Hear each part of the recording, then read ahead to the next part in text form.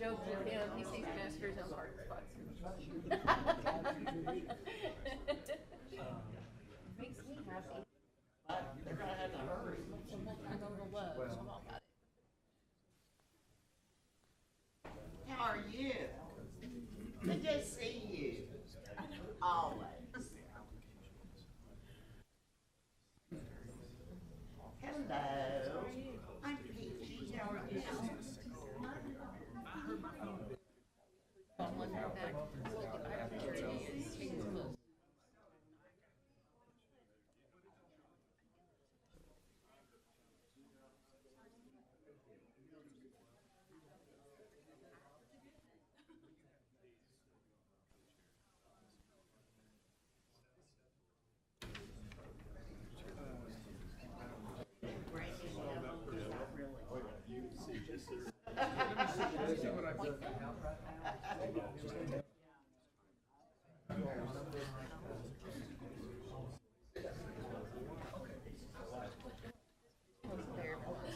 Are we doing the message we're doing right now?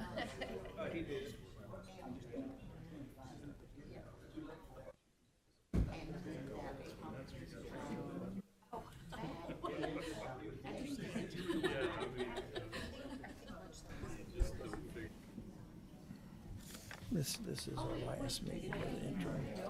Yeah, we can call the roll if someone comes in. Okay, yeah. There, is that it? You did.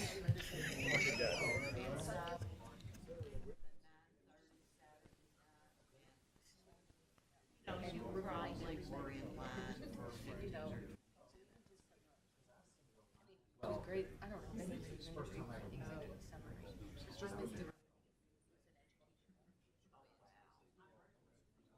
Well, they said there were 5,000. Well, good morning. We'll get this meeting underway.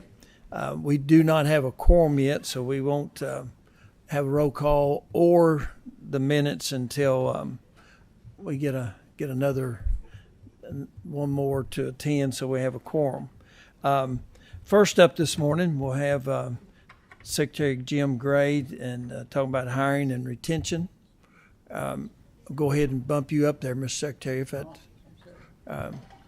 You're. I was looking forward to being second. Well, I figured you might have something else to do, and we would. Oh, I'm staying until the railroad. We have our quorum now. No? Okay. Okay. Mr. Secretary, while you're getting comfortable there, we'll go ahead and call roll and have approval of amendments. Madam Chair, Madam Clerk, would you please call the roll? Senator Storm. Here. Senator Turner. Here.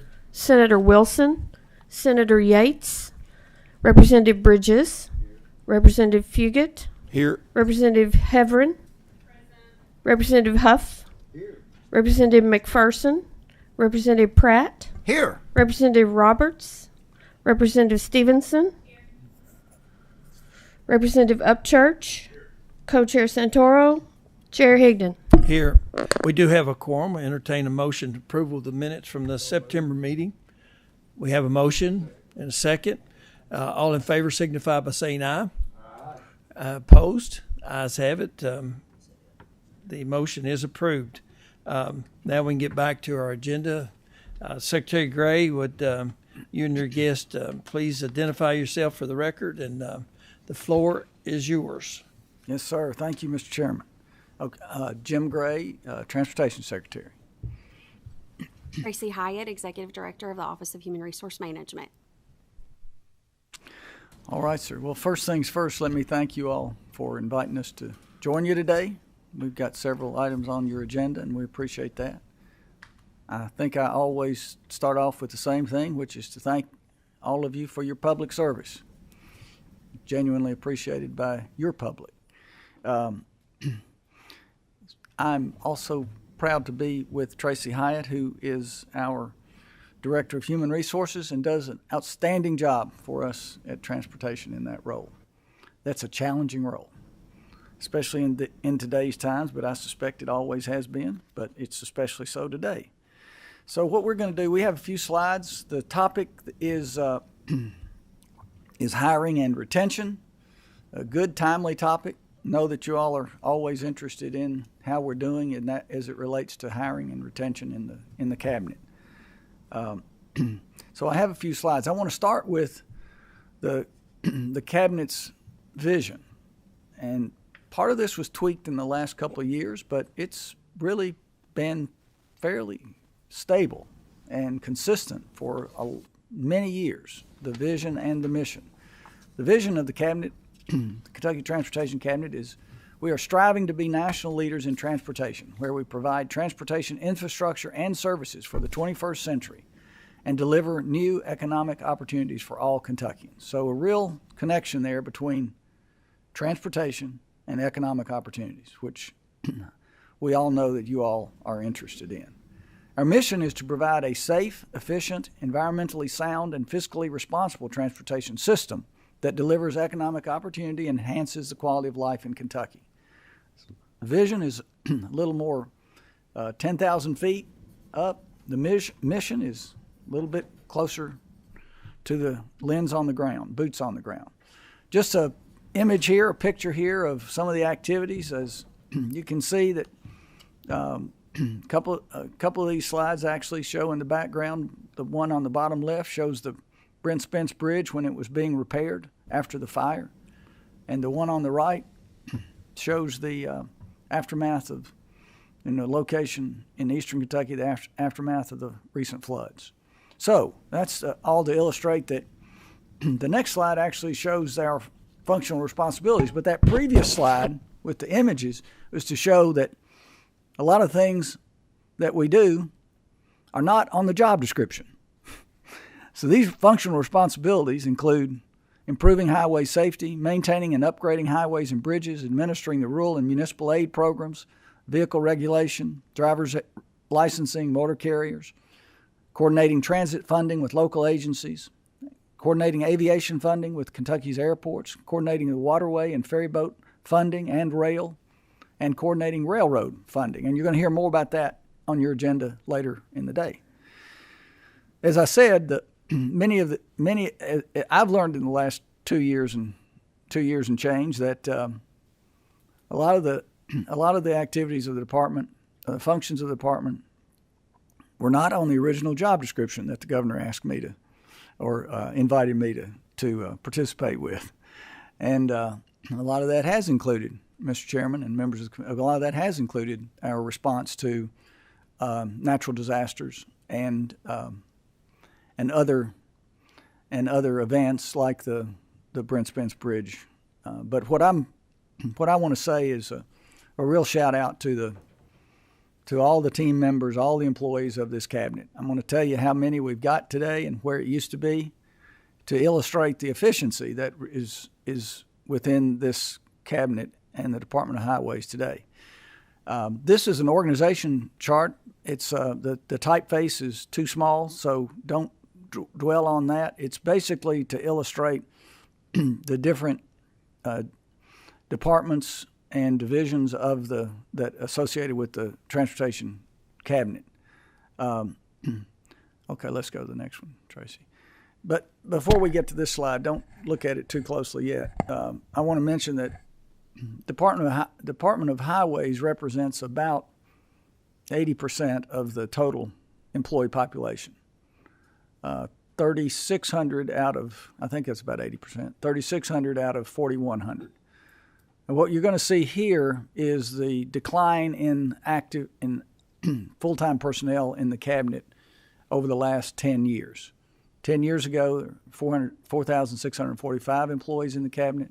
Today, 4,120. And again, out of the 4,120, 3,600 are in the Department of Highways.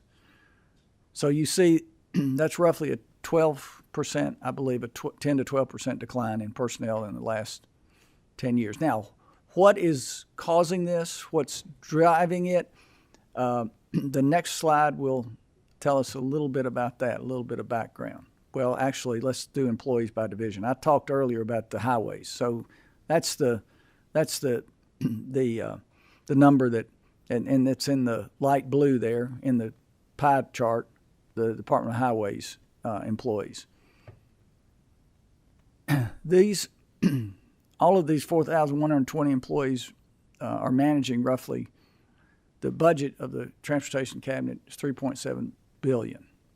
And that's up this year as a result of the bipartisan infrastructure law, the funding there through the federal formula funding, federal highways. That's up about $230 million this year. And then the governor's appropriation and the legislature's confirmation and support for the general fund appropriation of $250 million. So we have about a $500 million increase in funding between 2020 and 2022. Okay, I was going to talk a bit about okay. What's that next slide? There's one more before I get to this. That's it. Hold on, man. All right. Okay, so let me dial back to 2020, and when we're talking about retention and recruiting. In 2020, the pandemic years of 2020 and 2021, we actually lost more employees than were retained during those years. In calendar 2021, we recruited 445 new employees. We lost 597. And that was an inversion from what the previous patterns had been historically. 2022 through October, it's a similar dynamic, but not as severe a drop-off in employees out. So I'm correcting. We are about even between right at 500 employees recruited and 500 lost or employees out. Right, Tracy? Okay. Now, likewise, there has been a loss of engineering scholarship students. Now, I'm going to talk about this a little in depth because it's really the engineering scholarship program. If you talk to former Secretary, Deputy Secretary today, Mike Hancock, and others in the cabinet, Mike's here today, they will tell you that this engineering scholarship program has been the secret weapon of the engineering of the cabinet since 1948, believe it or not, since 1948. And roughly 80 students are in the civil engineering programs at UK, U of L, and Western Kentucky University at any point in time, roughly 80 civil engineering students. So average of 20 per class, freshman, sophomore, junior, and senior. There are 80 scholarship openings each year, of which 10 to 20 will be the new students, the freshman class. The scholarship currently pays $7,200 per semester for freshmen and sophomores, and that increases to $7,600 per semester for juniors and seniors. So it's a potential total value of almost $60,000 over 4 years. The students are guaranteed a paid summer internship and a job upon graduation. These 80 scholarship students. If they decline to join the cabinet after graduation, that's the job that we guarantee them. If they decline to join the cabinet after graduation or leave within less than 5 years, they agree to repay the scholarship proportionately. Now, since 2018, the cabinet has awarded 80 scholarships, again, roughly 20 per class, but 20 of the 80 have resigned from the program during the program. So losing about 25% through the attrition. But 34 others, so an additional 34, now we're up to 34, 50, 44, 54, total of 54. But 34 of those have completed the degree program but declined to take a KYTC job, a cabinet position upon graduation. Instead, they have repaid or are in the process of repaying their scholarship monies. Again, just the point of emphasis or punctuation on this is that this scholarship program, and we don't know of any other one in the country in another counterpart cabinet in another state. We don't know of one in the country, but I can I can say from my own now 2-year experience that, and having observed it from the private sector, that this is a really, really important program for the state. So let's dial over to our current position, or where we are across the board in the cabinet. Currently, there are 300 vacancies posted. But for recruitment, salaries are certainly an issue. We know that across the board, no news to anybody here, that salaries and compensation across the universe, across the country, private sector, public sector, are really a challenge today. We are appointing, promoting, and reclassing up to and at the midpoint salary when funding is available. Now, if we had the funds to do so in each area, we would do it for all classifications. But 44%, or roughly 1,800 of our employees are already at midpoint. 61% are on a 40-hour work week, and that represents offices really across the board in all departments. Historically, and I think this is no news to no. Well, I'm sorry. Another number here I want to share with you all. 39%, or 1,600 of our employees, 1,632 of our employees are on a 37.5-hour work week, and those also are offices across, or employees across the board, but principally district office employees and central office divisions under the Department of Highways. So just think of the 3,600 employees in the Department of Highways. 1,600 of those are on the 37.5-hour work week. Historically, okay, about now we're still on this issue of recruitment and retention. Historically, retirement was an incentive used to attract and retain employees as it relates to, compared to the private sector. Historically, the pension was an incentive. Retirement program was an incentive historically. I can tell you that almost 30 years ago, when Brereton Jones was governor, he asked me to chair a commission on quality and efficiency, and at the time we had lots of recommendations. I had 900 recommendations, and we recommended savings of $1 billion. Later, Governor Patton, put a lot of that into his blueprint for Kentucky.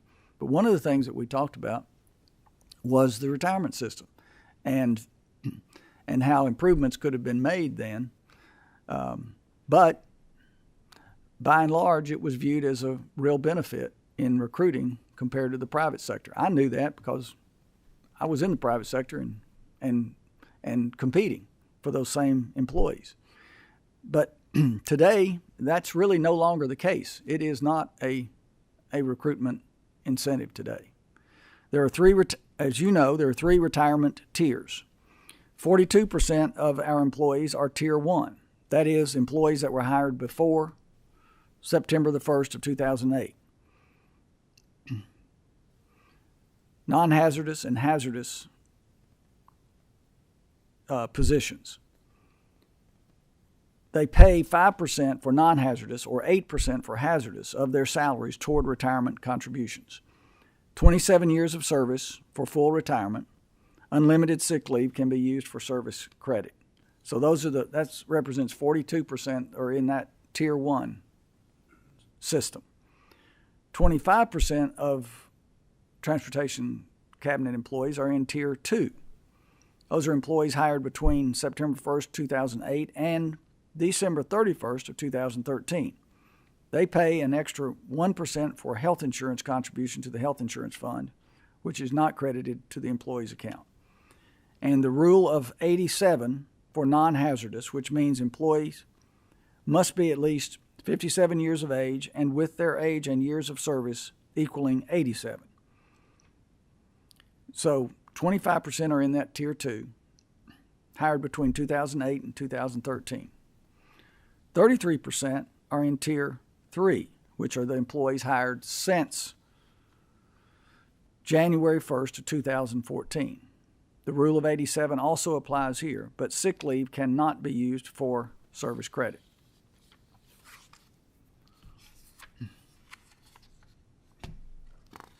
Okay, Is that it? That's it. Okay. Okay, so Tracy is here. We're happy to address any questions that we can. And if we can't, then we'll certainly get back to you all. But any questions or comments, we're happy to take on. Mr. Chairman. Thank you, Mr. Secretary. And we did not refer to you as a master disaster today, but that's a title you wear well. And you did talk about the disasters you're dealing with, and we appreciate that. Appreciate your work and your entire staff's work. And Transportation Cabinet, anytime we have an issue, you're always there ready to work on it with us, and we appreciate that. Thank you. You got a great team.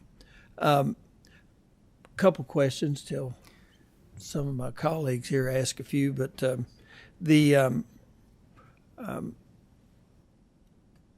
on hiring, and we have a lot of when we budget, I assume we're budgeting for those 500 that are not there. Is that in your budget? I guess you have an authorized amount. We have the 300. The 300 in positions that are vacant today. Okay, that are 300. budgeted. I'm where I got Right. 500, but Right. 300. 500 okay. is the decline since Okay. 2002. And you have 300 authorized that are not filled. Right. Yes, sir. Is there any way at some point we can make this the 300 are not filled, make the cap and take that 300 positions and give raises across the board for other employees in the Transportation Cabinet? Is that something that's possible? That's a good question. Well, just Yeah, it's a good question. I think that's one that it hasn't specifically been presented as such, and I think that's a function of you can't just across the board, right? Why don't you speak to that? Yep, there you go, Tracy. Go ahead. That hasn't been discussed, taking the caps, but my concern with taking the caps would be that we're going to have 300 more positions, and the lack of positions, the employees that we have currently are going to have to take on those additional duties and keep taking on those additional duties if we aren't able to fill those 300 positions. The shorthand on that, I'm glad you said that, Tracy, because I should have said that first. That these really are positions that are needed. That's the point. You know, when you've got, especially frontline in the Department of Highways, those jobs, if they're not filled right now, I mean, think we're going into snow and ice season, or think of the more than 200 that helped us in the flood that came from all parts of the state, and I can't tell you how many times these chief district engineers, we have conversations about just how difficult it is to fill the positions. Now, frankly, in the rural parts of the more rural parts of the state, those frontline positions appear to generally are more readily filled. In the more urban parts of the state, it's become more difficult. I mean, just look at it this way. Walmart is now paying $110,000 a year for a truck driver. That was news 2.5 months ago. I remember pulling it out of the Wall Street Journal and seeing that. And so CDLs are earning that level today. So the shorthand on that, your question, is certainly something that we can look at and consider, but I wouldn't want to say that those 300 were excess at all. You know what I'm saying? And I understand that. And we've made do without a lot of them, and it's become the normal now. And one of the things I always advocate is moving to the 40-hour work week, and that gives an immediate 7% pay raise. As our employees they compare themselves to the private sector, you have to take that into consideration. You go to the private sector, you're going to be working 40 or maybe 40 plus, but And Yeah. I would have 100%, you know, there's a emoji on these devices now that says 100%, you know? That's what the kids say today, 100%. Agree, 100%. I would have agreed 100%, perhaps, Senator, on that until the last couple of years when, you know, benefits and benefit packages and expectations among new generations of workers is such that, you know, that 37.5 can be a real incentive, is what I'm saying. Now, we certainly hear what you're saying and your point of view on that. okay, but you know, I guess my point, like engineers, I don't know anywhere you'd find an engineering job and work at 37.5 hours a week, except for the Commonwealth of Kentucky. Just that's kind of my point. But Representative Fugit has a question. Thank you, Mr. Chairman. Thank you, Secretary Gray, for all that you've done in East Kentucky the last 3 months. Just a question on the 300 vacancies that you have. Do you know if there's, and maybe they can just send me an email or something on this, is there any equipment operating jobs out of the Jackson office that are open right now that you know, we may get some of the coal miners that may be out? Is there any equipment operating job that's open in that area? Don't know specifically. Maybe Tracy does. I don't know specifically that if I could call Corbett Caudle perhaps and check with him. No, Or I can that's reach Manchester. out to Corbett. That's I can reach no, out that's to Jackson, of Corbett. course. Yeah, That's right. Corbett. And I can reach out to Corbett. I mean, Yeah. we talk a lot, so I'll Yeah. reach out to him. All right. But appreciate the question. Yes, sir. Yeah, and where you're going with that, because those folks that have had that kind of experience in coal operations and Can be coal an mining asset. can be a real asset. Turner. Yes, sir. Yeah. Yes, sir. Thank you very much. Yes, sir. Senator Turner has a question. Thank you for the hard work, as my good friend there just got through saying, in Eastern Kentucky. Appreciate all that the transportation done up there. Is there any significant group that's missing of these 300 and some people in any specific job type and any specific area in the state? Is it an Eastern Kentucky problem or Western Kentucky, or can you confine the 300 and some people to any area and any type of jobs that specifically, is it all the same job that may be that they need to be replaced Let me see what Tracy has to say about that. I can tell you that our Highway Technician Assistant 1 positions, which is our entry-level maintenance, working on the roads, that is our highest number of vacancies right now. But for the specific location, I don't have that, but I can get it for you all. All right, please do, and thank you very much. Yeah, Thank you, we'll see if there's any trends in that or any indicators in that. Good question. Yes, sir. All right, thank you, Mr. Chairman. Yes, Representative Bridges. Thank you, Mr. Chair. Secretary Gray, I appreciate you being here and all you've had to inform us on. My question is on the scholarships. Yes, sir. Those that are opting out. I've got a funny suspicion I know the answer to this, but are they your upper level graduates that are opting out when they go to work, or are you seeing it across the board? I know several engineering companies that they sort of target those, and then they offer a bonus to pay for their schooling. That's exactly right. And then we're left with the lower. And I may have answered my own question, but just something we may be able to do. I suspect, although I don't know, Tracy's shaking her head that that's accurate. Yes, that's true. It's Yeah. our level. So the more senior class members, right? So, yeah, if you're in the recruiting business, which is just intense today in the engineering and construction sectors, it's just intense. This recruiting from other companies and recruiting from anywhere that they can. But that $60,000 to pay that off is not a big number today, as odd as that may sound. With the competition that exists today, for the company that's recruiting to essentially either pay that amount or the student is paid sufficiently more that the student can pay that off. Thank you.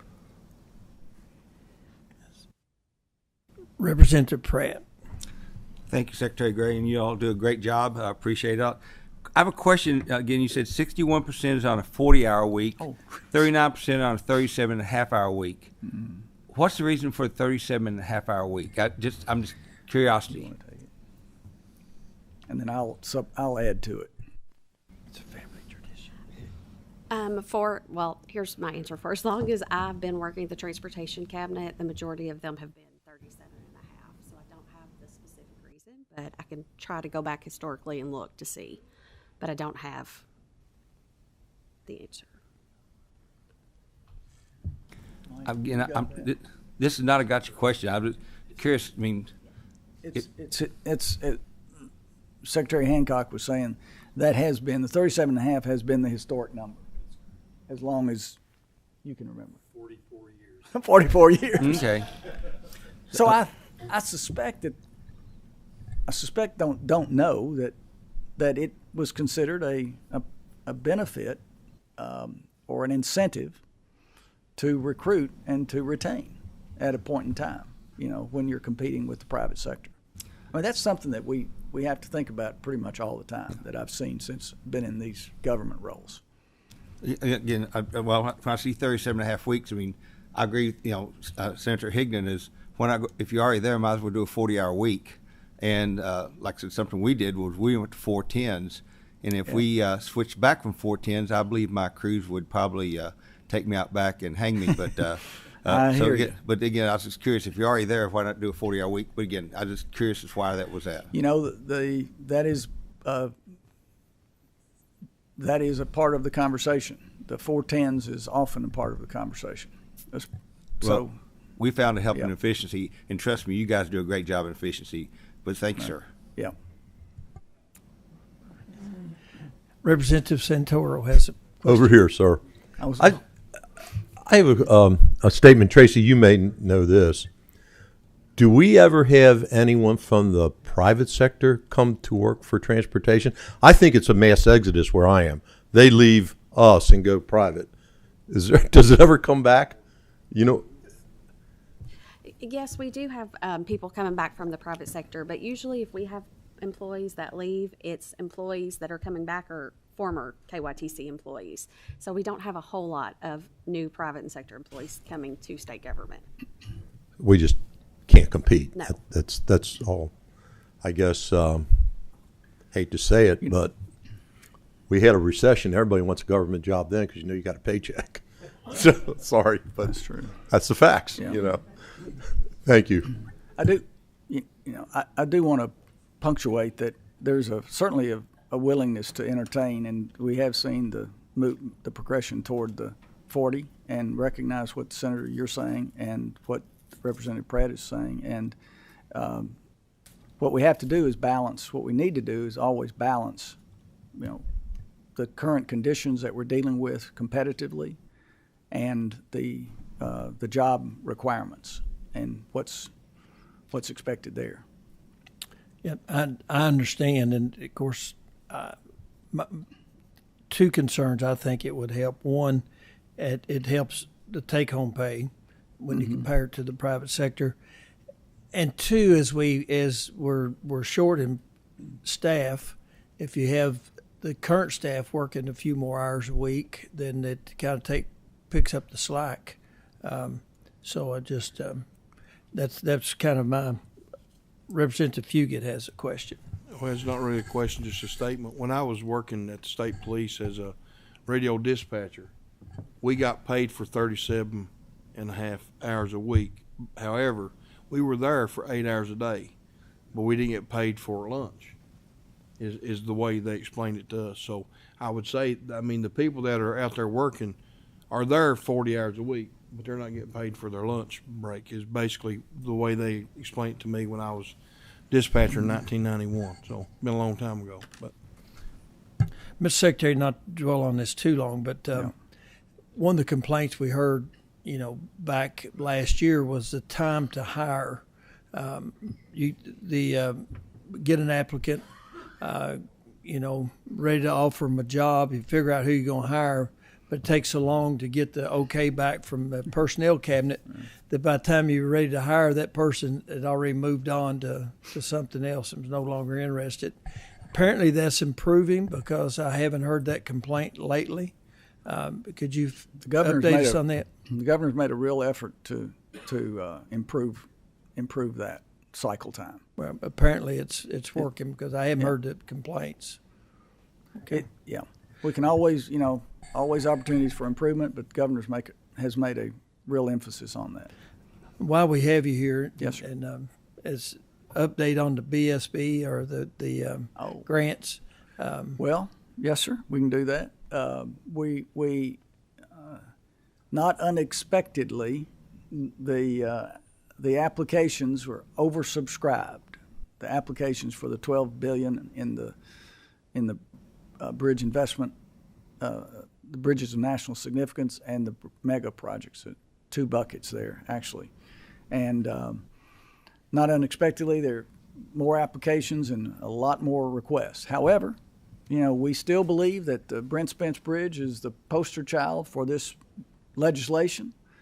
The 3 presidents have been on the banks of the Ohio River talking about it, and the current president has said that it was going to happen, and so there's a lot of encouragement. Now, when the announcements will be made, we are anticipating now that it would be toward the end of November or before the end of the year. So before the end of the year is probably operative. And that's certainly good news. Yes, sir.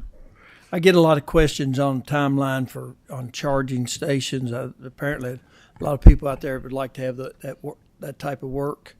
Any update on, I'll tell you what, your plan? You're going to get John Moore up to talk about the electric vehicles. I believe he's on your agenda. He is, and he can speak more intelligently and informed. To that. Okay. Before is it okay if I wanted to make one point of just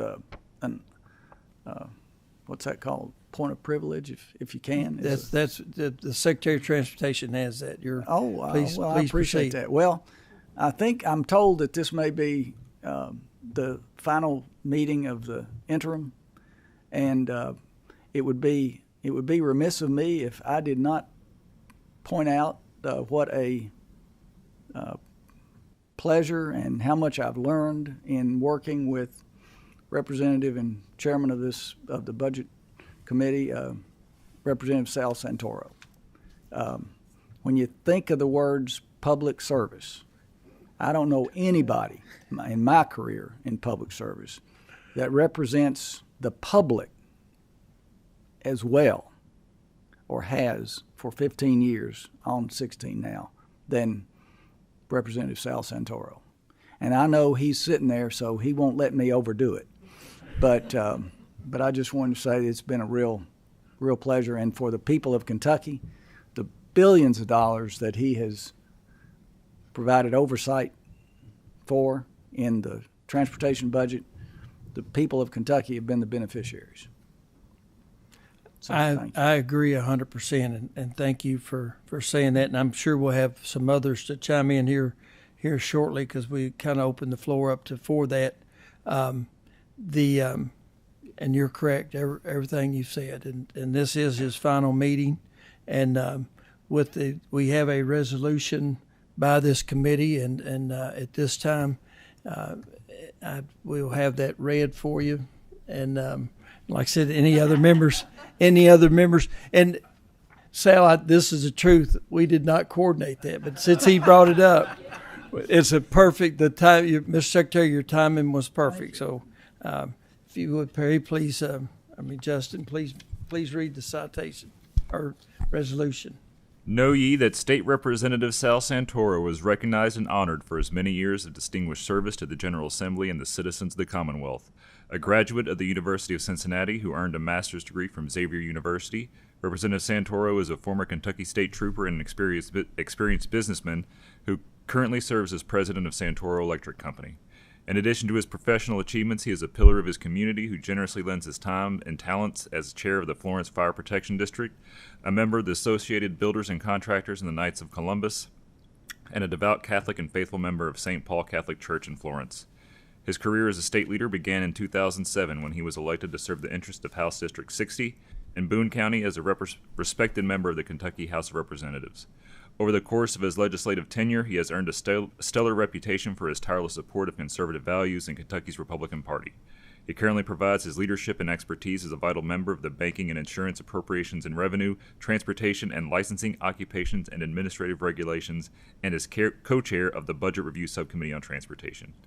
Inasmuch as Representative Sal Santoro is a public servant of the highest caliber and a man of tremendous warmth, integrity, and vision who has continually utilized his time, talent, and resources for the betterment of his constituents and the Commonwealth as a whole, he has offered sincere praise and profound gratitude for his years of exemplary service, his extended best wishes for continued success and good fortune in all his future endeavors.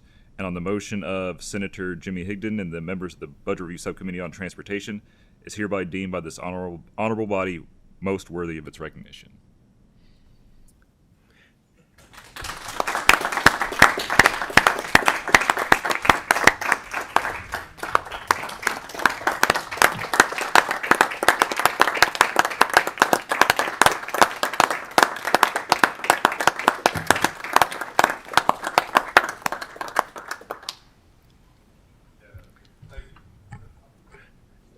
Mr. Secretary, don't rush off. We'll get you your next section of the thing. Oh, okay. But before, while we're where we're at, and Sal, thank you again. I can't thank you enough for your service.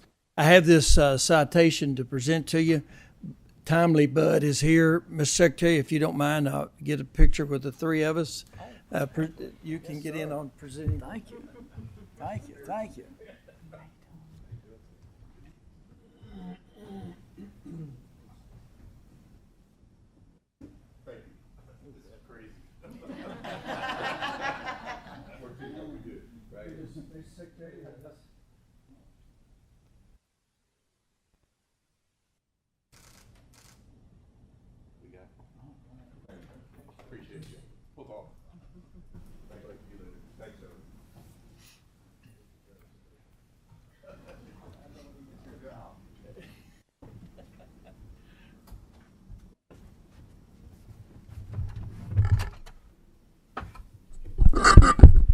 At this time, we'll briefly open up the floor for others who want to say something. And I have to move to my right chair. Excuse me. All my notes are over here. Representative Heverin has a few words. Thank you. I'm going to briefly speak. I've got to head back to the 18th District, but before I leave, I could not leave without saying something about Sal Santoro, a.k.a. my Paul. When I got elected in 2019, I didn't recognize that my best friend in the General Assembly would be a 72-year-old, but here we are. And my very first session, I went to Sal, and I needed help with getting money in the road plan. And I was like, Sal, you've got to show my district that I can bring this money back. And I might have used a few other choice words in that. But when the road plan came out, I was taken care of. And that was really the start of our relationship, is that Sal has always taken really good care of each of us. And it doesn't matter what political party you're in. He is there to help. And that is the point of being a public servant in the Kentucky General Assembly. And whenever Sal became the Budget Review Chairman on Transportation from the House, he made the road plan be an economic development tool rather than a political game, which it had been for so many years before. And we are so thankful for that. And as a young member, I've learned so much from Sal about work, about personal life.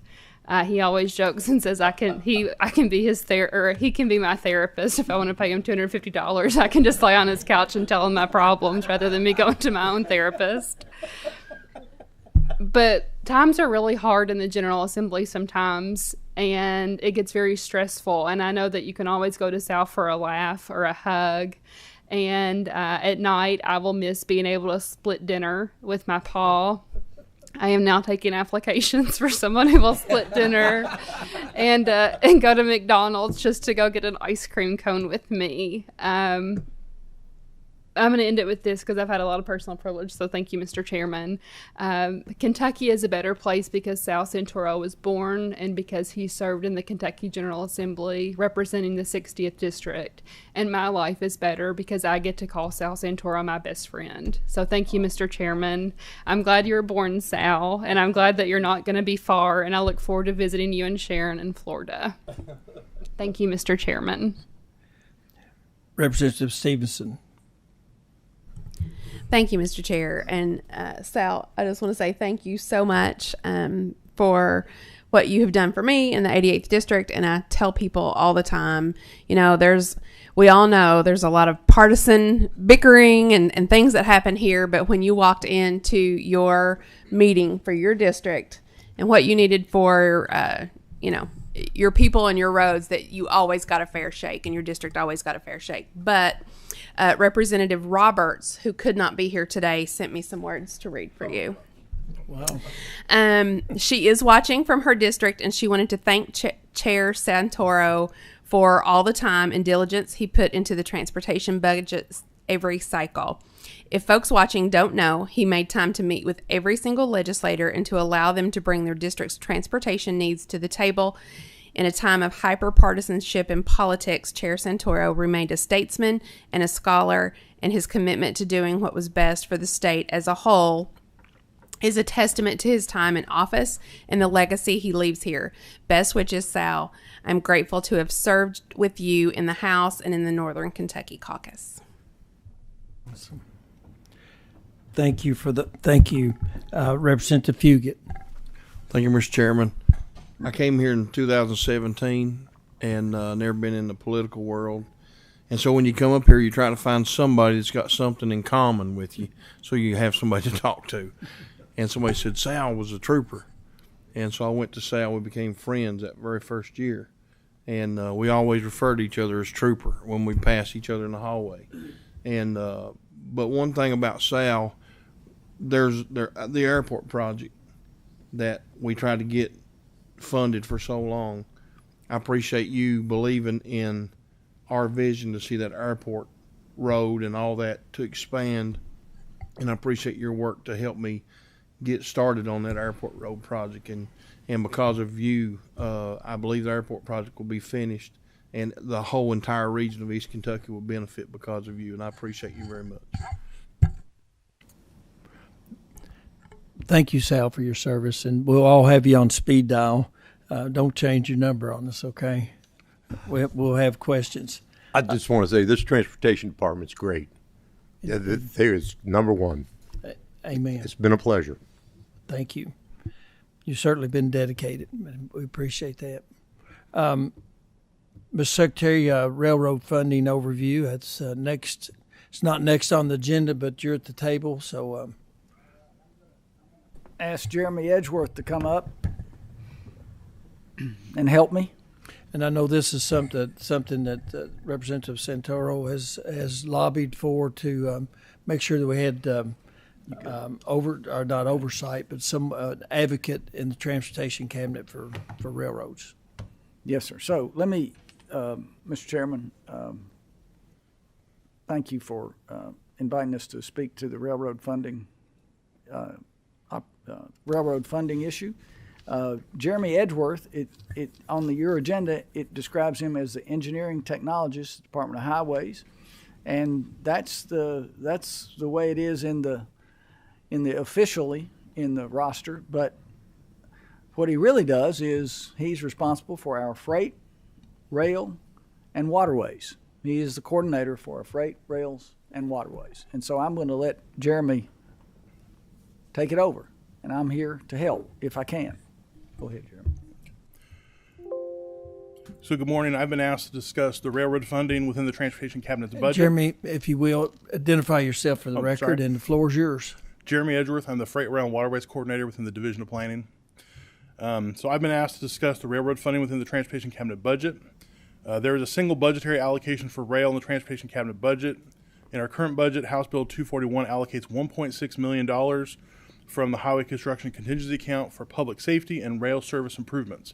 There is also a provision to use up to $350,000 of the $1.6 million to establish and administer the Kentucky Rail Office in the Transportation Cabinet. So with the $1.6 million annual allocation and the provision for the $350,000 for the Kentucky Rail Office, this provides $1.25 million per year available for railroad grants. These grants are administered through the Kentucky Rail Crossing Improvement Program, or the KRCI. The KRCI program allows grants for any at-grade public crossing. Allowable projects can be broken into 3 categories. The first is crossing rehabilitation. This is a broad category that covers public at-grade crossing work from just replacing the pavement at or approaching a crossing all the way down to a full-depth crossing renewal, excavating down to subgrade, and then replacing all the crossing infrastructure. Crossing safety equipment improvements allow for the installation, upgrading, or replacement of signs, signals, lights, crossing bars, horns, or bells at any public at-grade crossing. And the final allowable project type is one that was recently requested by the railroads be added to the program: the removal of obstructive vegetation. These projects involve the removal of vegetation at passive railroad crossings to enhance the safety sight distance for the approaching trains, as well as drivers, bicyclists, and pedestrians. So to look at some of the recent awards from the KRCI program, because of the budget uncertainty due to COVID, the calls for projects for the fiscal 21 funds were delayed and issued with the fiscal 22 funds. So we ended up awarding $2.7 million, which came from $1.25 million from fiscal year 21 funds, $1.25 million from fiscal 22 funds, and $204,000 in unexpended years KRCI funds. So from these, Paducah and Louisville Railways was awarded $1.4 million for 8 crossings. R.J. Corman Railroad was awarded $772,000 for 4 crossings. CSX was awarded $280,000 for 3 crossings. Norfolk Southern Railway was awarded $136,000 for 2 crossings. Fredonia Valley Railroad was awarded $68,000 for 3 crossings, and the Kentucky Railway Museum was awarded $10,000 for 5 crossings. The fiscal year 23 grant solicitation was issued in August and had a September deadline. The solicitation included $2.2 million in available funds. $1.25 million came from the fiscal 23 appropriation. We also had $964,000 in past year's unexpended funds. We received 22 applications requesting over $2.8 million in grants, and this was matched by at least 20%. So to provide a breakdown of the fiscal year 23 grants that were actually announced this morning, we awarded the full $2.2 million available to 17 projects. Now I won't get into the actual specifics, but Paducah and Louisville Railway was awarded $1.6 million for 10 crossings. Kentucky Railway Museum was awarded $271,000 for 3 crossings. R.J. Corman Railroad was awarded $188,000 for 3 crossings, and Norfolk Southern Railway was awarded $62,000 for 1 crossing. So the call for projects for the fiscal 24 funds will be next summer. To show some geographic distribution of the KRCI grants, you can see from this table all the awards in the last 4 rounds of grants. This encompasses 81 crossings across 23 counties. Prior budget language limited applicants to the short line railroads, which in Kentucky are predominantly in the central and western portions of the state. So with the new budget language not being as restrictive, we have seen a wider pool of applicants, as well as an increased geographic distribution of applications. While this is not in the budget language, using our federal planning and research funds, we will also be updating our Kentucky statewide rail plan. Last completed in 2015, our update will bring our plan into compliance with the Federal Railroad Administration's updated guidelines for a state rail plan. This update mainly focuses on an inventory of the rail system in the state, passenger and freight rail facilities, rail tonnages, available funding, and rail safety and security. Having an updated state rail plan allows the state to be the lead applicant for any federal discretionary rail grants. Now, we do not have any current plans to apply for any, but we want to be prepared if the need arises. We've also been approached by our railroads about expanding the scope of the rail plan update to include a more in-depth look at the infrastructure needs, rail bottlenecks and connectivity, rail bridge conditions, tie conditions, rail industry forecasts and growth opportunities, rail line preservation needs, etc. So this expanded rail plan would help our railroads as they seek federal grant opportunities to improve their infrastructure by having their needs reflected in the state's rail plan. So we are still in conversations with our railroads about what they would like to see in the expanded scope and what that rail plan would contain. And at that point, I will answer any questions you have about rail funding. Any questions for? Seeing no questions, thank you all for that report, and thank you for your work. Mr. Secretary, you have a good day, and thank you for being here today.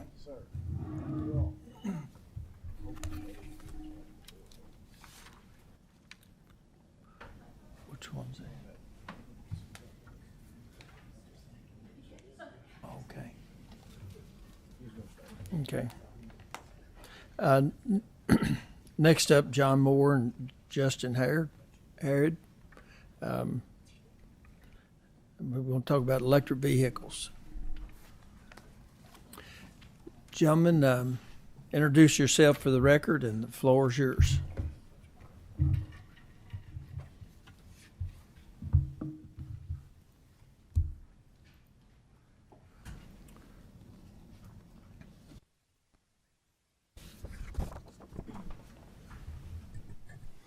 My name is John Moore, Deputy State Highway Engineer for Project Development Preservation.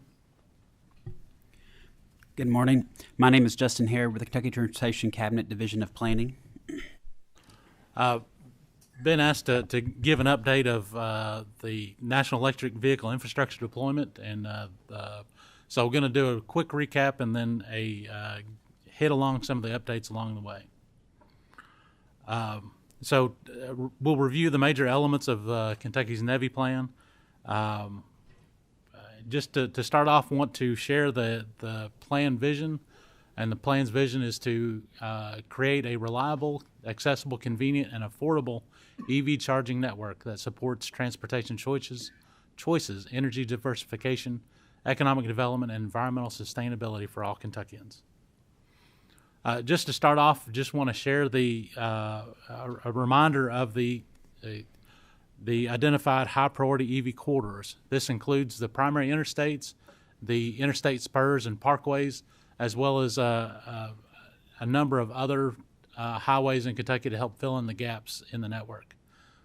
The first step of our process is to build out our alternative fuels corridor. This is the designated corridors that we were required to submit back in July, and that is the first step of the Navi program, is to build these out. I'll get into a little bit more detail as far as where that goes, or the nuances of that in a minute. So just to share a little background, when I was preparing this, I realized that it's been almost a year ago that the IIJA, also known as the bill, was passed and started our grand journey down EV deployment. So as part of that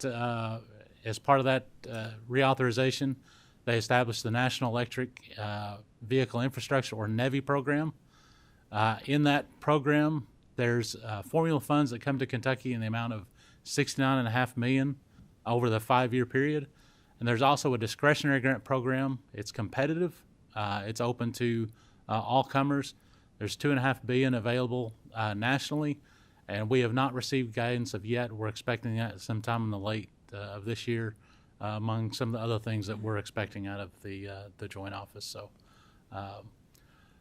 one of the big elements of the Navi plan was to the Navi program was to develop a plan on how we were going to use the funds and how we were going to deploy these. I'm happy to announce the update that Kentucky was amongst the first in the states, and actually got glowing reviews from FHWA on our plan. And all credit goes to Justin with that. He's lived and breathed this for the past year. So what that did, the approval of that plan, it unlocked the first $25 million of those Navi funding. This is a work in progress. It's anticipated to be updated periodically through the 5-year period, but that gets us a step in the right direction. So our plan, as we had all along, is to work on phase 1 and 2. This is our primary interstates, as well as our parkways and other freeways, other interstates, to build those out. That's the Navi build out that we're required. That would take the funding that's available at least through a portion of fiscal year 24. That's estimated as of this. That's what would be required to unlock essentially the funding to be used for phase 3 and phase 4. This is outside of the AFC corridor, as well as for community chargers if we move in that direction. So just to remind you, the the AFC corridors. In order to unlock this is phase 1 and 2, is required to fully build out the AFC network. And as you can see on here, the 6 yellow dots indicate the 6 Navi compliant charters that are on the system to date. That's going to be important as we move to the next slide. That what does build out mean? Build out means that we have compliant chargers at least every 50 miles, less than a mile from the corridor. They have to have 4 150 kilowatt DC fast charging. These are not the community chargers, but these are the fast charging stations that are open to the general public. So these are non-proprietary chargers. So right now, Tesla chargers, those are proprietary, only can be used by Tesla vehicles. There is conversations afoot that they're talking about opening those up, and that would add some new stations to Kentucky as well. So as part of this process, we're not anticipating owning, operating, or maintaining any of these stations, but we're hoping to facilitate those that are going to come and help the Commonwealth deploy these. So with that, we identified a couple of different parameters to help identify where stations could or should go. First is identifying suitability. This is determining where they have the appropriate power available in that at that interchange, distance to other Navi stations, as well as the long distance travel. As part of what we learned through this is that most electric vehicle charging is done at home, so it's a long distance trips that really will use these DC fast charger stations. So where are those long distance trips occurring so that they can service those trips, as well as priority locations. As part of the funding, we have to meet certain requirements as far as distance, and then the goal is to meet an urban-rural split, as well as to benefit the Justice 40 areas in the Commonwealth. So with that, we've identified suitability and priority to help facilitate those that are identifying locations to deploy these. A common question we get asked is what is the cost of these deployments, and we anticipate about $800,000 to $1.2 million per station. That depends on some things that are site specific. With that, based on the number, the requirements to build out our networks, we're anticipating it would cost about $40 million to fully deploy the AFC network. We don't yet have a good feel for operating and maintenance costs. We're continually working with the industry to get a feel for that. And I will offer a caveat. I apologize, but there is tremendous volatility in this sector right now. So these are best guesses at the moment for as far as the capital costs as well as O&M. As some of our as we and other states start deploying these, we'll get a better feel for what the actual costs are, as well as the state of the market at the time. As part of our subsequent to our to the planning effort, we issued a request for information. The intent of this is to really engage the industry as well as the communities to give us information to put a better request for proposals out. What is it going to take to deploy these? What's the factors that the industry is looking at to deploy these successfully, as well as what are the needs from the different sectors.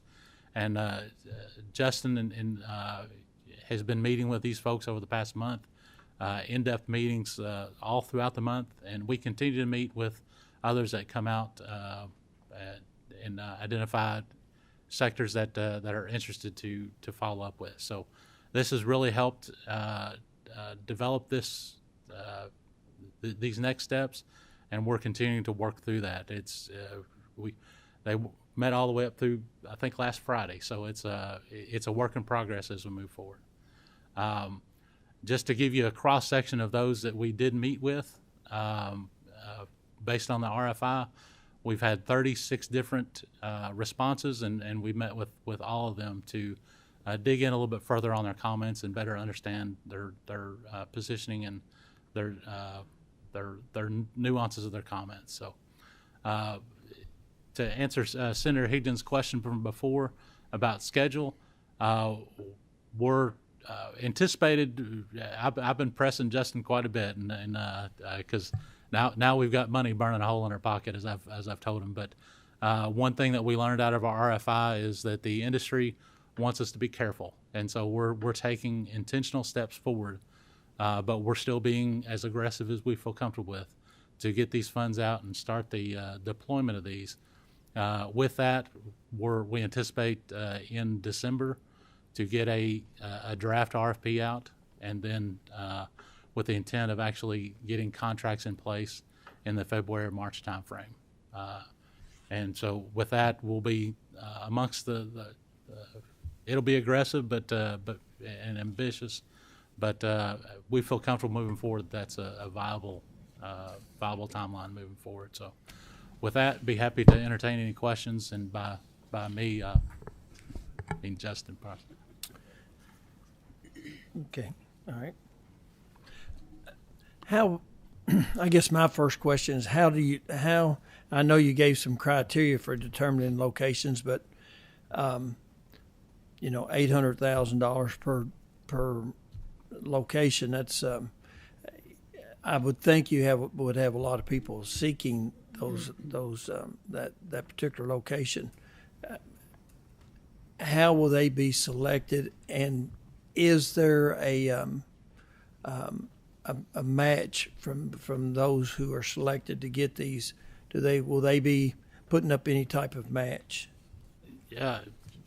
So the selection criteria, that we have not put that together yet. Once we put the final touches on the RFP and the requests, then we'll be in parallel developing the selection criteria. As far as the match, we are asking for a 20% local match or entity match in order to make sure that there's skin in the game.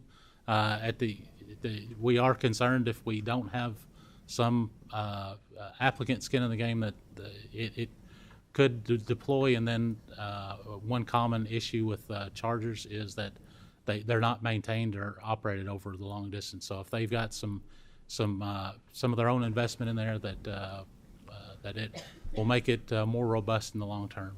Along with that, we recognize there are some locations that we may have to supplement a little bit more than that 80%, just because they may not be as marketable. We're looking at that as part of the deployment plan as well. Well, that is good news to hear that you're going to ask for at least a 20% match. For several reasons, like you said, that for them to have skin in the game, and also, I guess every 5 locations you do, you would have enough additional money to do another location. I assume the match money that you get will be put back into charging stations, or will it go back into the road plan money? The match money won't actually come to the state. It will be part of it will be local effort into that deployment. So similar to so if they have a $1 million deployment, then they would be expected to contribute $200,000 of their own effort or their own resources toward that deployment. So it wouldn't actually come to the Commonwealth. What it does is it grows the overall pot. Yeah, but I'm still confused if they're, when I think of 200,000 and a local effort, most of these we're probably talking about, private sector businesses, and who could write you a check. That's what I'm thinking, or I guess I really don't quite understand what, when you talk about if it's 800,000 to put it in and they got to do a 20% match, I can figure that out pretty quick.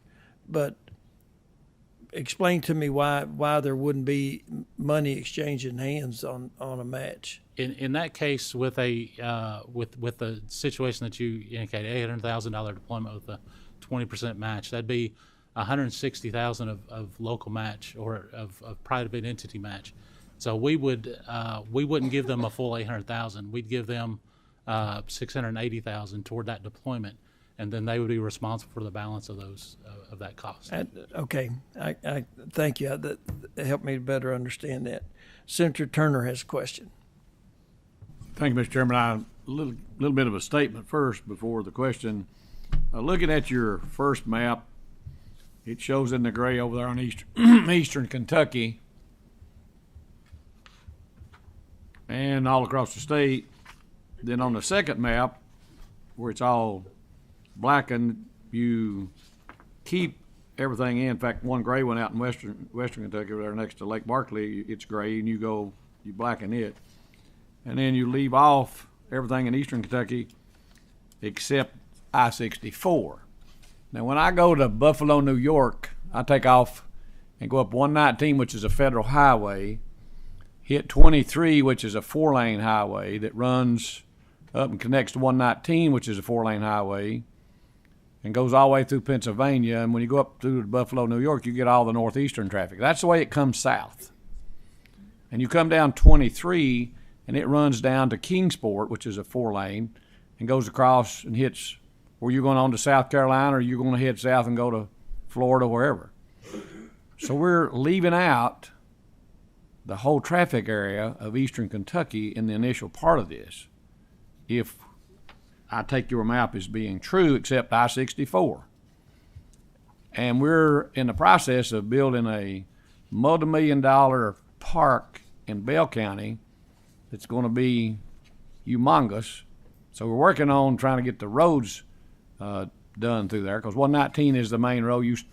It's supposed to have been a 4-lane type road to hook up with which is 25E, which is a 4-lane type road. And we're going to leave this all out in this initial stage. So the question is, can you tell me why we're leaving out that part of the state when it's not leaving out anywhere else in the state? So as part of the Navi requirement, we had to identify those locations where that we nominated for the alternative fuels corridor. Our first stage was to nominate all of the freeways that we have in the state, and so that is the alternative fuels corridor. The intent is to build out all of the routes shown here. So we're not attempting to leave out eastern Kentucky, but as part of the process, because of the localized access on freeways, it was a simpler process in the rush that we had to identify where those locations, how to evaluate those locations. Along a uncontrolled facility, the access points were too dense to get in the first round. So we're not leaving those out. We do have to bill out the AFC first, and then those will be right on its tail. Okay, Mr. Chairman, another question? Yes. You use that word right on the tail. Is that 1 year, 2 years, 3 years down the road? When? As of right now, it would be, if we're able to deploy along the schedule that we hope, it would be mid-2024 when we would be able to unlock those funds in order to deploy beyond the alternative fuels corridor. So as we stand here today, there's no consideration until 2024 for the Eastern Kentucky block then? The Eastern Kentucky would be eligible for the competitive grant program, and we can look at that, as well as there's funding through the Volkswagen settlement, which in our coordination with EEC, they've indicated that they're looking at these orange corridors, if you will, to partially focus their funding on to deploy along these as well. So there's a number of different funding mechanisms in place. There's a temporal nature to it, but the law requires us to focus on alternative fuel corridors first, and so we're having to do that initially. Kentucky's got one of the more robust alternative fuel corridors in the nation. Looking at the maps, I think only Florida has a more ambitious or aggressive alternative fuel corridors shown, and so we're not overlooking it. We've got other funds that we can allocate toward those goals, and our goal is to complete the corridor throughout the state as quickly as we can. Okay, my good friends Senator Webb, Wheeler, Smith are not here today, but I'm sure they're all interested, like I am, and all the representatives from Eastern Kentucky would be interested in you trying to speed this process up based upon 23 being, it's a 4-lane road. It is the interstate road yes. that connects those interstates together, 64 down all the way to Bristol, to Kingsport, to Johnson City, all that area. It's a major 4-lane type highway. It's interstate, in my opinion. So Absolutely. please keep us abreast of that and try to get that in the picture as soon as you can. Will do. Thank you, Thank you, sir. sir. Thank you, Mr. Chairman. Thank you. Representative Pratt. You mentioned every 50 miles there's going to be a charging station, correct? Yes, sir. That's part of the Navi requirements is that they're at least every 50 miles. So are we talking about you going to partner or someone going to, is it going to be off the interstate or is it going to be on the interstate, or do we know? As of right now, there's federal prohibition from any money-making activity being or commercial activity in rest areas. So as of right now, we're anticipating these being just off of exit ramps along the interstates and parkways. So are these new, or are you going to be partnering with existing gas stations or something like that? We're open to all proposals. We're not don't favor one or the other. We see the benefits of both proposals. All right, and also you mentioned with the building of these charging stations, the electric grid we have currently right now, is it going to take a major upgrade or a minor upgrade, or do you know what we have to do to make sure we have the ability to actually provide the power? Because I saw some pretty good high numbers on that. And I'll let Justin supplement this in a minute, but in our initial coordination with the utility operators, we've got indication that there's enough capacity on the network to deploy Navi as it is. It's when we get into the next phases of higher charging that get a higher distribution of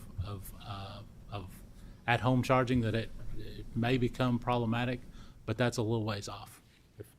Yeah, and I'll just add that with the adoption rate in Kentucky, with talking with the utilities, they have specified since most of the charging will take place at home, about 80 to 90%, that since with the EV adoption, given that curve will, kind of be a soft curve up, that it will allow them the time to be able to upgrade where it does not stress the system.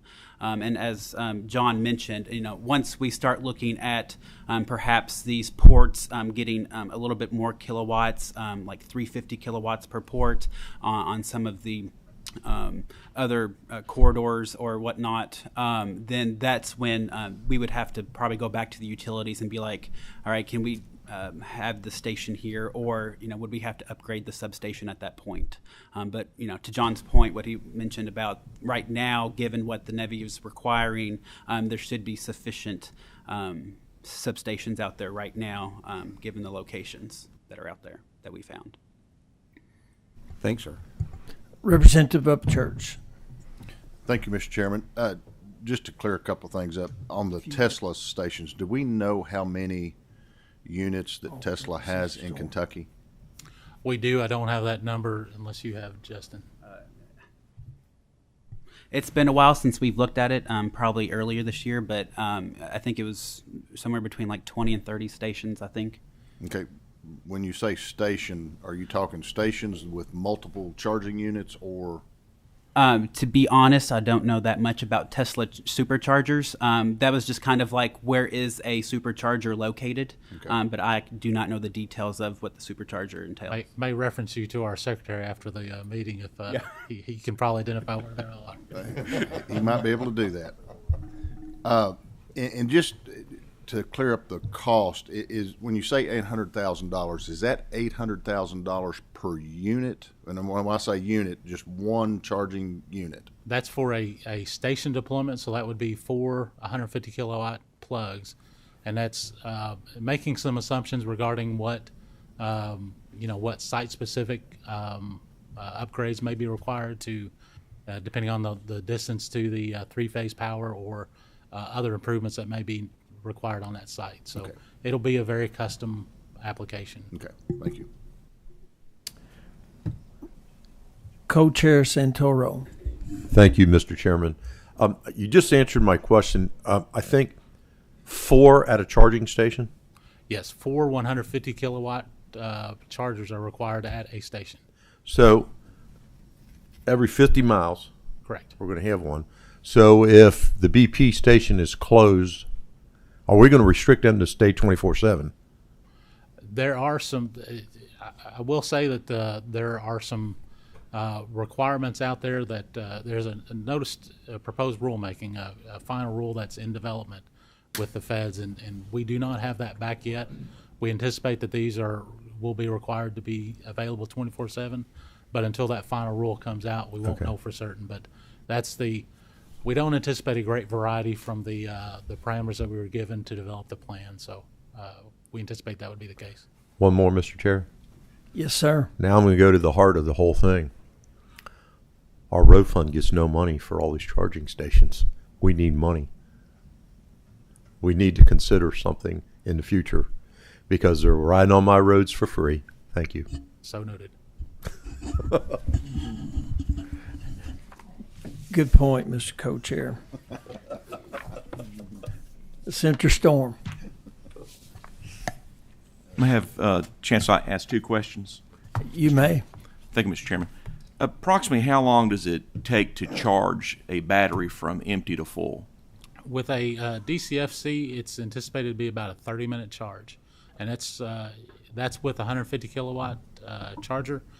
With some of these, we're hoping that they would be able to share between ports, and so if there's only one person charging, then they may have access to all 600 kilowatts, and so that would be a quicker charge than 30 minutes. But the definition of a DCFC anticipates a full charge over 30 minutes, roughly. And my second question is, what's the cost to the consumer? That's something that we're going to leave to the private sector. There may be some public utility aspect to that, but we don't anticipate, at least out of transportation, regulating the cost. We anticipate that there will be a cost since they will have investment in this and will need to be profitable to sustain over the long term. But we're not, unless that gets passed down to us from the rulemaking, we're not anticipating setting rates on those. So there's no estimation as to how much it might cost somebody to charge a battery from empty to full? You have no idea? We'll pitch that to Justin. There's a lot of different funding strategies out there regarding, especially with fast chargers, where you want to encourage folks to plug in and then as soon as it's full to move out. So you have lane rentals associated with that or stall rentals. But the electric rate is going to depend a lot on where you're charging. Rates across the Commonwealth change from significantly from location to location. But Justin may have an estimate he can provide. Yeah, I'll just add that while I can't give you like a clear number, I will say that with the proposed measure that Federal Highways put out earlier this year, and while we're waiting on the final measure, they do have some language in there to perhaps, I'm going to use sort of like with gas stations, you want to make sure people aren't being price gouged. So there are some things that Federal Highways is looking at to implement to make sure that the consumer is not being price gouged per se for the EV rate. But with our Public Service Commission, they are just now starting to look at for the utilities that they regulate, what can they do to sort of set sort of guidance for EV rates, and then have the utility rates kind of be competitive among themselves. And that's about all that I know thus far with that.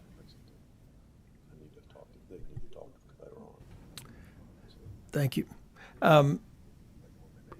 Co-Chair Santoro brought up a good point about the road fund getting money. I think in the recent legislation we passed, there's a 3 cent per kilowatt hour surcharge that comes back to the state, but unfortunately it goes to as written, it goes to the general fund. We'll need to change that as we go forward. So back to the rest areas, you said there's no commercial activity allowed there. We have vending machines. I will have to investigate that, but it's my understanding that those are operated by a not-for-profit organization. Well, but still, it's a commercial activity. And these charging stations, if you look at them, they're nothing more than a vending machine. You put a credit card in, you get something out. There's no personnel involved. Just saying. I know I open a can of worms every time I mention that. That's okay. We pressed it's the truth. We pressed FHWA a number of times, and plenty of states have as well regarding that. Well, and they've not given on that parameter. So. Yeah, they came back to say that their answer would be, it'd take an act of Congress to change the federal law in order to allow those to be at the rest areas. Well, again, we have that exception for now, and again, vending machine's a vending machine. But I'm not lobbying one way or the other. I'm just playing devil's advocate here. We can look at that to see what how that was allowed and see if that's something we can mimic. Well, you'd have plenty happy if you don't look at it at all. I'm just saying.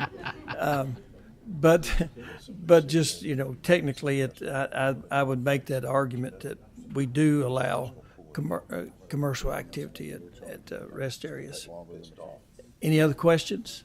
Seeing none, thank you all for your presentation. Appreciate you being here. Thank you all.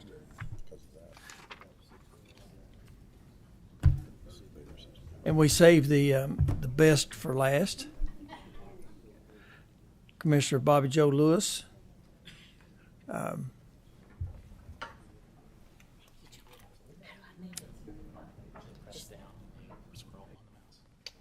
you.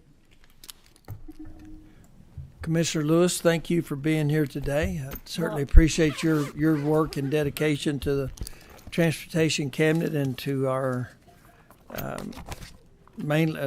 lot of rural roads in the state. We appreciate that, and your passion for doing that. And if you don't mind, introduce yourself for the record, and the floor is yours. Thank you. Chairman Higdon and Co-Chairman Santoro and members of the committee, it's a pleasure to be here today to talk about one of my programs in Department of Rural and Municipal Aid. So it's always a pleasure. I'm Bobby Joe Lewis. I'm the Commissioner of Rural and Municipal Aid. So we'll get started here, and let me make sure I've... Uh-oh. That is the last one. I haven't forgotten. What'd you say? That's it.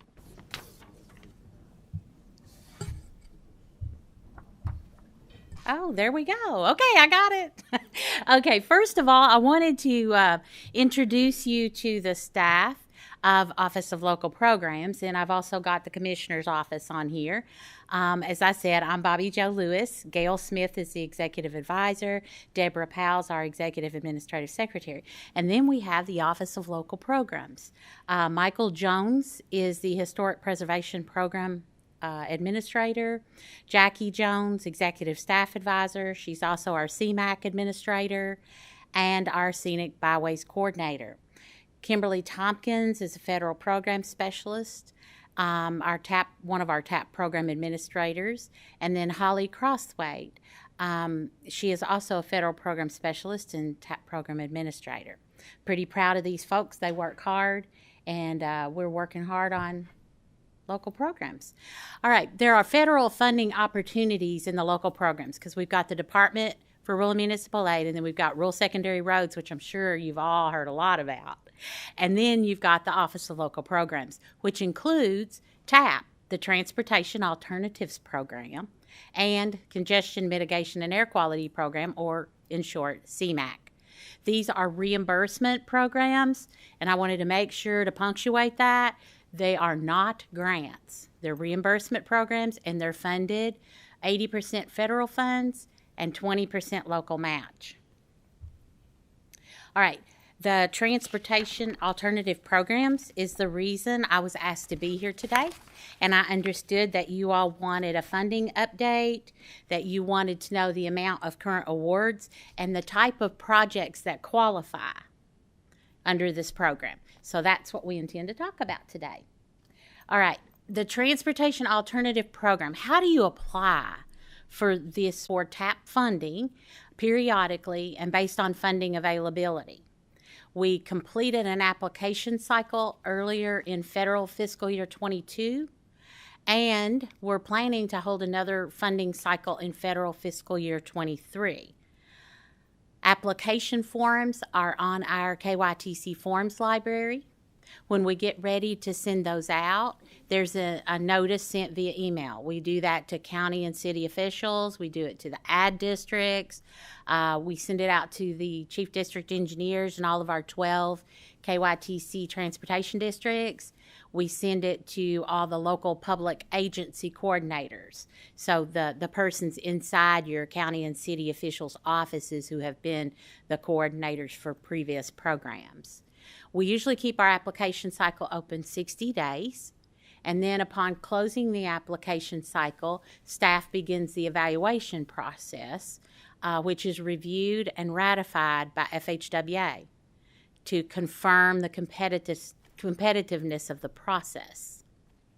So they approve this process that we go through to choose which projects. All right, the minimum requirements for a TAP project. It must have a surface transportation relationship. It must promote accessibility and connectivity. And it must meet the requirements of at least one of the eligible categories. And guess what I'm going to show you next? The eligible categories. All right, eligible categories: bicycle, pedestrian, and other non-motorized forms of transportation facilities, safe routes for non-drivers, construction of turnouts, overlooks, and viewing areas, vegetation management, historic preservation of historic transportation buildings, structures, or facilities only, conversion of abandoned railway corridors, inventory, control, and removal of outdoor advertising, archaeology and its activities related to transportation projects, environmental mitigation, and safe routes to school, which is kind of, it's still set out separately by FHWA, but it's really included in the bicycle pedestrian type category. Okay, ineligible activities. That's as important as eligible. Okay, so you know what you can't do under one of these TAP projects. That's administrative costs, promotional activities, routine maintenance and operation, general recreation and park facilities. So playground equipment, the playground, sports fields, campgrounds, picnic areas, and pavilions are not eligible for the TAP reimbursement program. Okay, TAP funding is apportioned to each state with sub-allocations of the total apportionment, okay? So 59% are sub-allocated to sub-state areas based on population size. Now, FHWA gives us these figures, and they tell us in the areas of population of less than $5,000, this 59% of the monies that we give you, this portion needs to go to population of less than 5,000. And then there's a population between 5,001 and 49,999. So they plug in those figures for us and tell us what projects we have to fill in each of those categories. Now, under the bipartisan infrastructure law, they did set out 2 more categories. They kind of expanded it. And so now we do between 50,000 and 200,000. Now, areas with a population over 200,000, these funds are sub-allocated to what we call MPOs, or Metropolitan Planning Organizations in the state. The MPOs themselves will hold application cycles for the funding.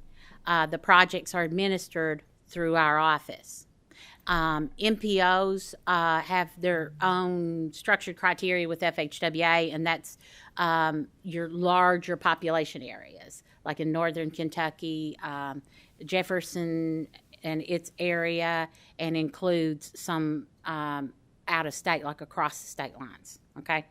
But it's administered through the Metropolitan Planning Organizations, are sub-allocated, and they do their application cycles, and then we monitor or administer the project.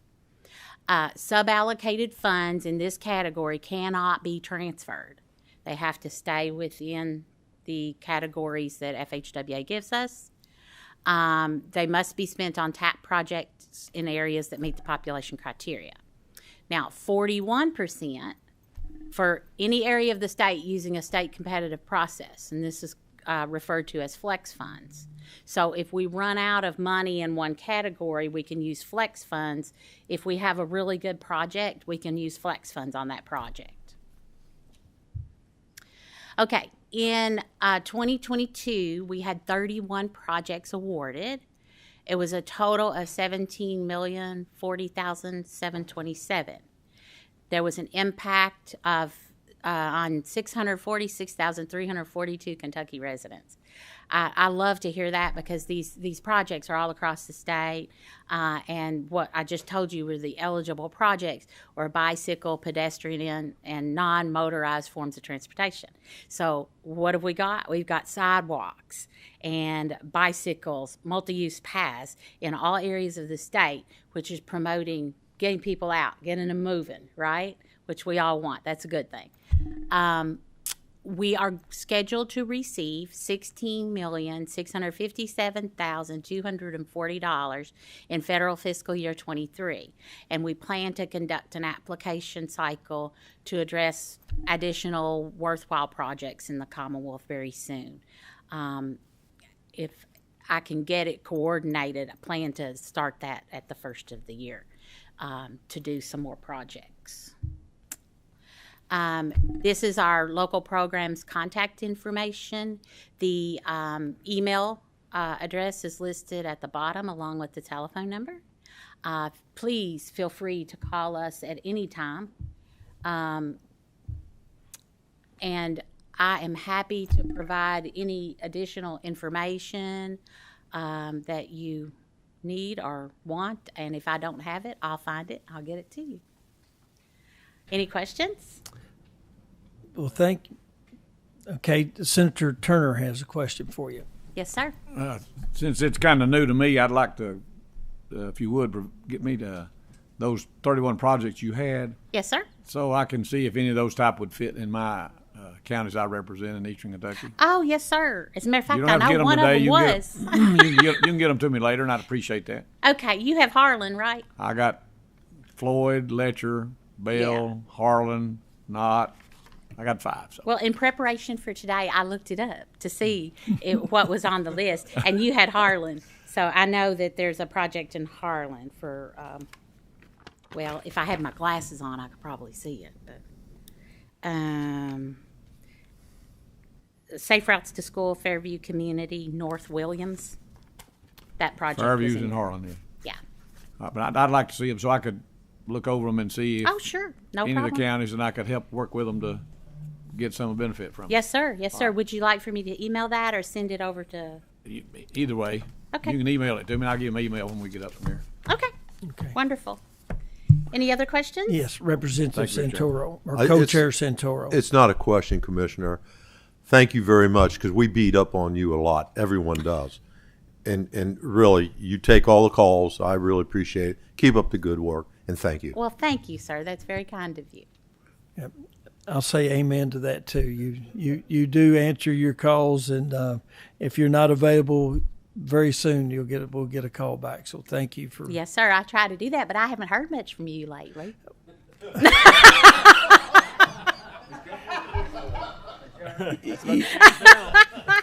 You told me you were out of money. That is very true. So you hadn't heard that I'd gotten any, right? So because I haven't. I'll be back then. Okay. Just kidding.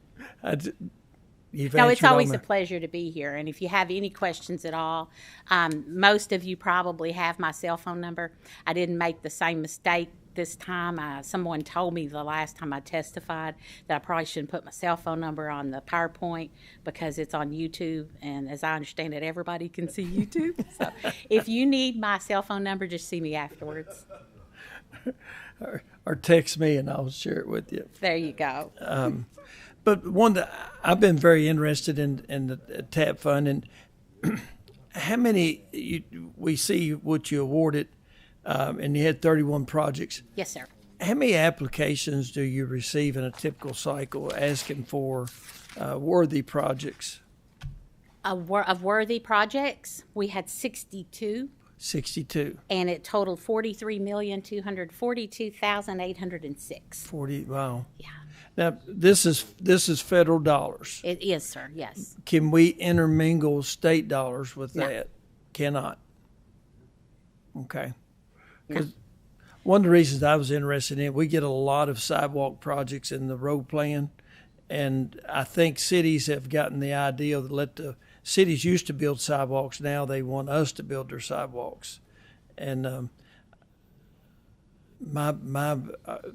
I've been designated as a road plan, not a sidewalk plan. Right. I understand. So, and I know sidewalks, pedestrian is part of it, but still we get a unusual amount of requests for sidewalks. So that's why I asked if we could appropriate some money to that from the state and send the sidewalk folks that. You know, and this is just right off the top of my head. I will investigate that further. You know I will. But my gut reaction to that is no, we can't mix the monies from FHWA with the state. But I tell you how the state could help is if you were able to increase the discretionary account. And I could do projects like this through the discretionary account. Well, and that's good. I'd just like to see, the road plan. Now there's a time when sidewalks are a necessity in the road plan. Yes, sir. And curb, but like I said, there's some excess there that I think you know what I'm talking about. Absolutely, I understand that. Yes. Okay. Any other questions? You've done a great job explaining that. And, Thank you. And again, thanks for your dedication and your accessibility. I appreciate it. No problem, sir. Thank you. Thank you all very much. Thank you. Seeing no further business, motion to adjourn. We have a motion, second. We're out of here.